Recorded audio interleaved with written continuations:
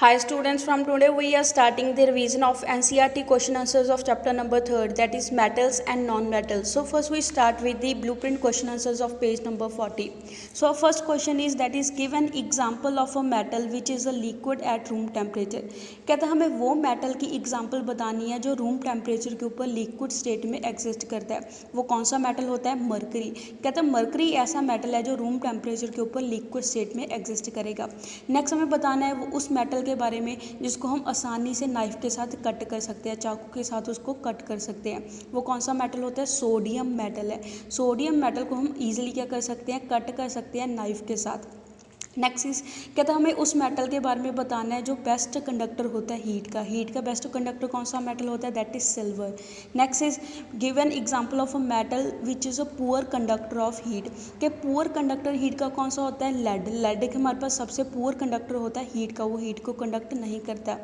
Next is explain the meaning of malleable and ductile. के malleable and ductile का क्या मतलब होता है? फर्स्ट हम मेलिएबल के बारे में पढ़ेंगे. कहता है metals which can be beaten into thin sheets with the hammer are called malleable metal.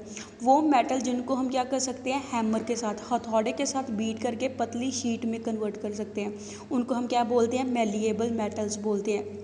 Next is ductile का मतलब क्या होता है? कहता है metals which can be drawn into thin wires. वो मेटल्स जिनको हम पतली तारें बना सकते हैं जिन मेटल्स की, उनको हम क्या बोलते हैं? डक्टाइल मेटल्स बोलते हैं. So next we do the question answers of page number 46. So first question is why is the sodium kept immersed in the kerosene oil. कहता है सोडियम मेटल को हमेशा कैरोसिन ऑयल के अंदर ही डाल के क्यों रखना पड़ता है? आंसर इस कहता है बिकॉज जो सोडियम है, सोडियम की रिएक्टिविटी बहुत ज़्यादा हाई होती है. सोडियम हाईली रिएक्टिव मेटल होता है जिसके कारण वो हवा एंड वाटर के साथ क्या करता है? विग्रस रिएक्शन शो करता है रूम टेम्परेचर के ऊपर. सो कहता है इस रिएक्शन को रोकने के लिए हम क्या करते हैं?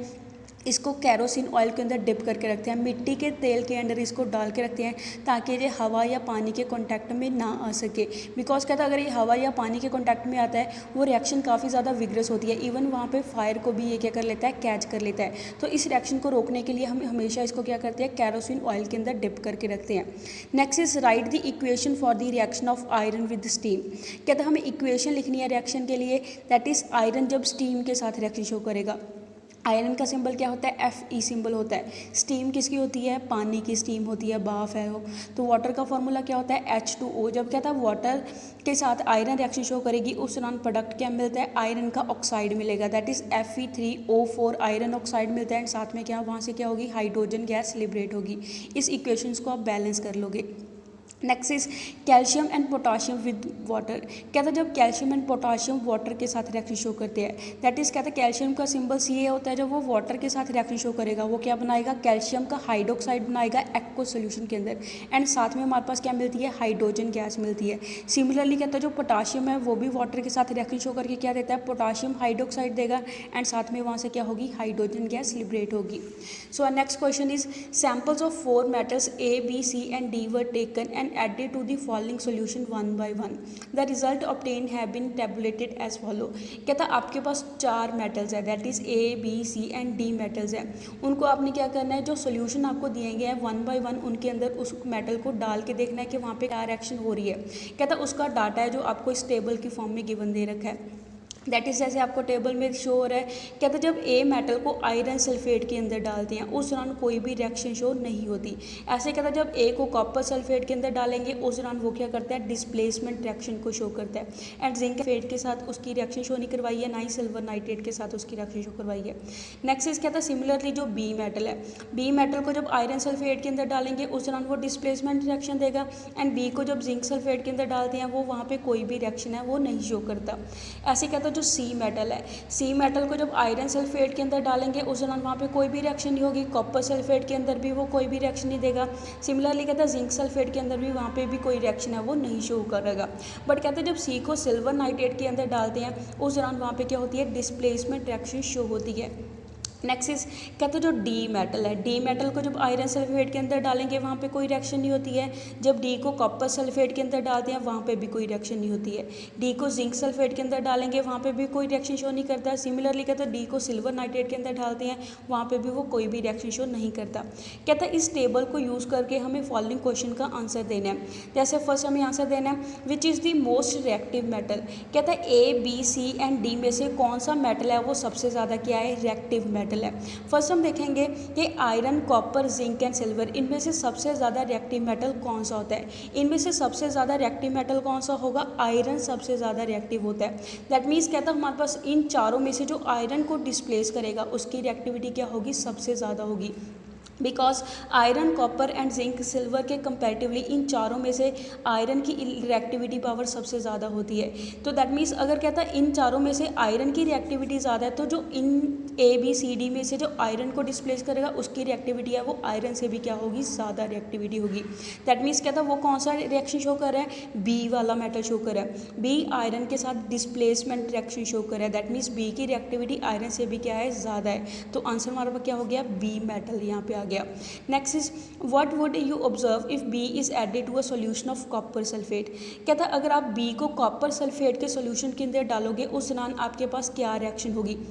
जैसे हमें पता है कि जो आयरन है, आयरन की रिएक्टिविटी कॉपर से ज़्यादा होती है। अगर कहता है बी आयरन को डिस्प्लेस कर सकता है तो बी कॉपर को भी क्या कर सकता है, डिस्प्लेस कर सकता है। दैट मीन्स कहता है वहाँ पे भी क्या होगी, डिस्प्लेसमेंट रिएक्शन होती है। उस दौरान जो कॉपर है वो क्या हो जाता है, डिस्प्लेस हो जाता है। कॉपर की डिस्प्लेसमेंट किसके साथ हो जाएगी, बी मेटल के साथ उसकी डिस्प्लेसमेंट हो जाती है। Next question is arrange the metals A B C and D in order of decreasing reactivity. कहता है हमें चारों मेटल को डिक्रीजिंग रिएक्टिविटी के ऑर्डर में लगाना है। जैसे यहाँ पे हमारे पास सबसे ज़्यादा रिएक्टिविटी किस मेटल की है, बी मेटल की सबसे ज़्यादा रिएक्टिविटी है। बिकॉज वो आयरन को क्या कर रहा है, डिस्प्लेस कर रहा है। ऐसे कहता है जो आयरन को बाद किसकी कम रिएक्टिविटी होती है, आयरन के कंपैरेटिवली कॉपर की रिएक्टिविटी कम होती है। तो कहता है जो कॉपर को डिस्प्लेस करेगा दैट मीन्स उसकी रिएक्टिविटी क्या होगी, बी से लेस होगी। कॉपर को कौन डिस्प्लेस कर रहा है, ए मेटल डिस्प्लेस कर रहा है। तो बी के कंपैरेटिवली ए की रिएक्टिविटी क्या होती है, लेस होती है। कहता है उसके बाद हमारे पास किसकी रिएक्टिविटी कम होगी, सी मेटल की रिएक्टिविटी है वो कम होगी। बिकॉज कहता जो कॉपर है, कॉपर के कंपैरेटिवली सिल्वर की रिएक्टिविटी क्या होती है, लेस होती है। तो सिल्वर को कौन डिस्प्लेस कर रहा है, सी मेटल डिस्प्लेस कर रहा है। दैट मीन्स सी मेटल की रिएक्टिविटी है वो ए के कंपैरेटिवली क्या होगी, लेस होगी। ऐसे कहता है जो डी है वो किसी के साथ भी डिस्प्लेसमेंट रिएक्शन शो नहीं कर रहा, जिसके कारण कहता है जो डी है वो क्या होगा, सबसे लीस्ट रिएक्टिव मेटल होगा। Next is which gas is produce when dilute hydrochloric acid is added to reactive metal. कहता कौन सी गैस लिबरेट होती है जब हम क्या करते हैं, डाइल्यूट हाइड्रोक्लोरिक एसिड को रिएक्टिव मेटल के अंदर डालते हैं। कहता उस दौरान क्या होगी, हमारे पास हाइड्रोजन गैस है वो लिबरेट होती है। बिकॉज जब हमने चैप्टर पढ़ा था उस दौरान हमने पढ़ा था जब भी मेटल एसिड के साथ रिएक्शन शो करते हैं उस दौरान हाइड्रोजन गैस वहाँ से क्या होगी, लिबरेट होगी। Next right the chemical reaction of iron react with the dilute sulphuric acid. कहता हमें केमिकल रिएक्शन देनी है जब आयरन क्या करता है, डाइल्यूट सल्फ्यूरिक एसिड के साथ रिएक्शन शो करेगा। तो आयरन मेटल है, मेटल जब एसिड के साथ रिएक्शन शो करेगा उस दौरान वहाँ से क्या होती है, हाइड्रोजन गैस लिबरेट होगी। एंड यहाँ पे साथ में सॉल्ट कौन सा मिलता है, आयरन सल्फेट का क्या मिलेगा, सॉल्ट मिलेगा एक्वा सोल्यूशन के अंदर। Next is what would you observe when zinc is added to a solution of iron sulphate. कहता आप क्या चीज़ ऑब्जर्व करोगे जब हम क्या करते हैं, जिंक मेटल को आयरन सल्फेट के सॉल्यूशन के अंदर डालते हैं। इसके लिए आपको केमिकल रिएक्शन भी बतानी है कि कौन सी केमिकल रिएक्शन यहाँ पे हो रही है। जैसे कहते हैं जो हमारे पास आयरन सल्फेट है, आयरन सल्फेट का कलर कौन सा होता है, पेल ग्रीन कलर होता है, फीका हरा रंग होता है। कहता वो क्या हो जाता है, फेड हो जाता है, फीका पड़ना शुरू हो जाएगा जब उसके अंदर क्या करते हैं, जिंक की एडिशन करेंगे। बिकॉज कहता उस दौरान क्या होता है, कलर सोल्यूशन है वो जिंक सल्फेट का बन जाएगा।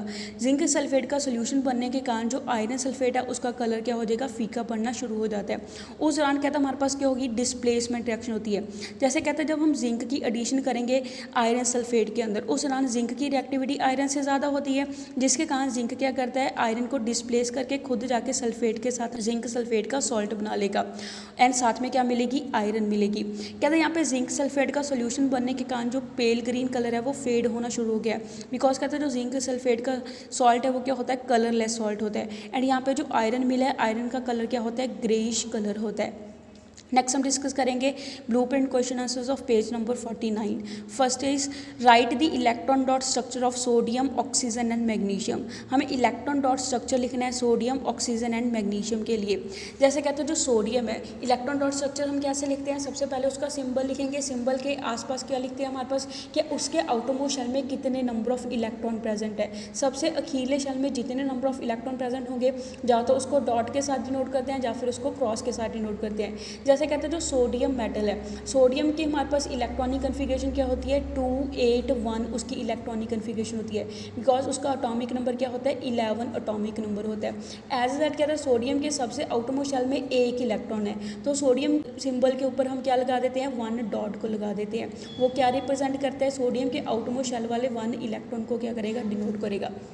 ऐसे ही कहता है जो ऑक्सीजन है, ऑक्सीजन का एटॉमिक नंबर क्या होता है 8 एटॉमिक नंबर होता है, तो उसकी इलेक्ट्रॉनिक कन्फिगरेशन क्या आ जाएगी 26 उसकी इलेक्ट्रॉनिक कन्फिगरेशन आ जाती है। तो ऑक्सीजन के आउटरमोस्ट शेल में कितने इलेक्ट्रॉन है 6 इलेक्ट्रॉन है, तो हम क्या करेंगे ऑक्सीजन के सिंबल के आसपास 6 क्रॉस लगा देते हैं। वो 6 क्रॉस किसको डिनोट करते हैं, 6 इलेक्ट्रॉन को डिनोट करते हैं जो उसके आउटरमोस्ट शेल में प्रेजेंट है।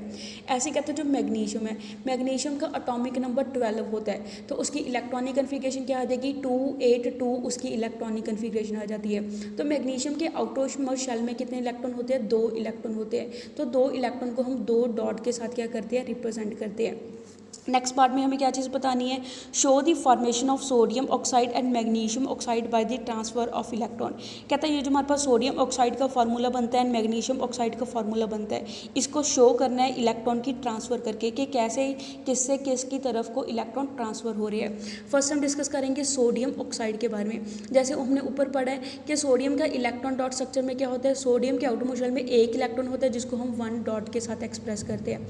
ऐसे कहता है जो ऑक्सीजन है, ऑक्सीजन के आउटरमोस्ट शेल में क्या होते हैं 6 इलेक्ट्रॉन प्रेजेंट होते हैं जिसको हम 6 क्रॉस के साथ रिप्रेजेंट करते हैं। कहते हैं यहाँ पे हमने सोडियम के इलेक्ट्रॉन को डॉट के साथ रिप्रेजेंट करें, ऑक्सीजन के इलेक्ट्रॉन को क्रॉस के साथ रिप्रेजेंट करें।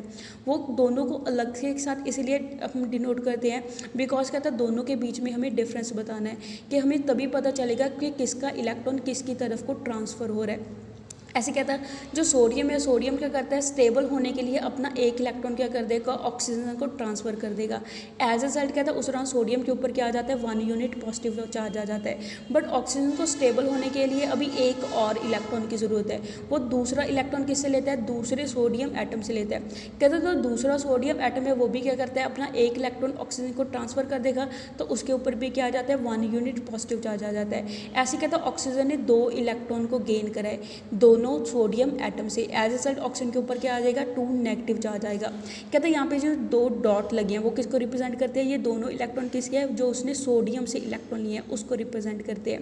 तो कहता है यहाँ से हमारे पास इलेक्ट्रॉन की ट्रांसफ़र किससे किस तरफ को हो रही है, सोडियम से ऑक्सीजन की तरफ को इलेक्ट्रॉन की ट्रांसफ़र हो रही है। तो कहता है हमारे पास क्या है दोनों सोडियम के ऊपर 1 यूनिट पॉजिटिव चार्ज है एंड ऑक्सीजन के ऊपर 2 यूनिट नेगेटिव चार्ज है, जिसके कारण इसके बीच में क्या लगती है स्ट्रॉन्ग फोर्सेज लगती हैं।